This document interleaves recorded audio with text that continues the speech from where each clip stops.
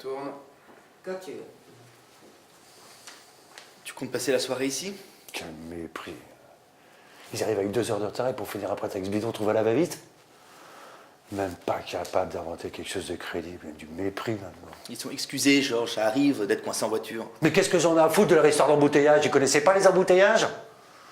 Ça fait 40 ans qu'ils habitent ici, tu vas être prévenu, non, maintenant? À Paris, il y a des embouteillages. Non, non, arrive en retard, ça fait riche. Hein. Puis qu'on est célèbre comme lui, hein, arrive en retard, c'est quasiment une tradition, c'est une obligation.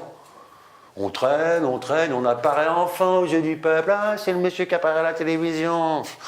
La belle affaire, tiens. C'est quel est le con qui passe par la Ils télévision? sont platement excusés, lui et elle, ça devrait te suffire. Puis c'est pas 2 heures, c'est à peine 1h15. Ça serait 1h25, ça serait exactement pareil, c'est toujours du retard. Oui, mais c'est très disproportionné tout ça. Oh non, pas du tout, je suis pas du tout disproportionné là, tu vois. Je trouve même un petit peu cool. Hein. Ne soupire pas comme si t'avais affaire à un enfant ou un type malade, hein. Et tu sais très bien que je suis plus à cheval que toi sur certaines choses. Mais t'es toujours à cheval. Tu passes ton temps à cheval. Descends, détends-toi, souffle un peu. Je me sens très bien à cheval et je préfère être à cheval plutôt qu'à genoux. Non mais Georges, il y a un monde, écoute, il y a un monde entre les deux.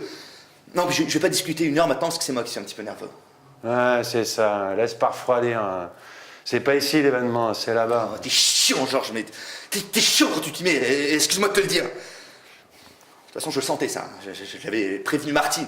Elle a pas besoin de moi d'ailleurs, elle avait senti aussi. Je savais que t'allais faire la gueule et tu trouverais quelque chose à redire et évidemment, tu bousilles tout d'entrée. Ah, parce qu'ils arrivent en retard? Et c'est moi qui bousille tout d'entrée? Ok. Attends, c'est pas. Y a pas de drame là, hein. Je suis parti comme ça brutalement un petit peu, mais c'est pas insurmontable. Ils ont simplement pensé que. J'accuse le coup, voilà. C'est l'émotion, c'est un choc, c'est un choc affectif, Choc disons. affectif. Est-ce que je suis arrivé en retard? Mais tu habites ici! Je sais plus comment ça marche, ça. Puis on attendait pas sous la pluie, Georges. On attendait tranquillement dans le salon, on discutait tranquillement entre nous. On avait faim et on a tourné en rond, voilà ce qu'on a fait. Mais en réalité, j'ai bouffé toutes les pistaches là, comme un con. Martine aussi. D'ailleurs, vous êtes complètement coupé l'appétit. Bon, je suis impoli, moi aussi, il faut que j'y aille. Et Charlotte? Quoi, Charlotte? Bah, t'es pas content de la voir, Charlotte? Elle, oui, elle a dû te trouver bizarre. Elle m'a trouvé bizarre, elle a dû me trouver bizarre. Bah, elle s'en remettra. Moi aussi, à l'époque, j'ai trouvé bizarre. Bah, tu vois, je m'en suis remis. Ouais, enfin, je vois que tout ça est resté très vivant, c'est bon signe. On va quand même bouffer, hein, on a encore un peu faim. Puis on va alléger un peu. Moi, je crois qu'il faut dédramatiser, Georges. Je fais ce que je peux, hein. Parce que tel que tu me vois là, moi, je dédramatise déjà beaucoup. Alors, c'est pas spectaculaire, mais je prends beaucoup sur moi.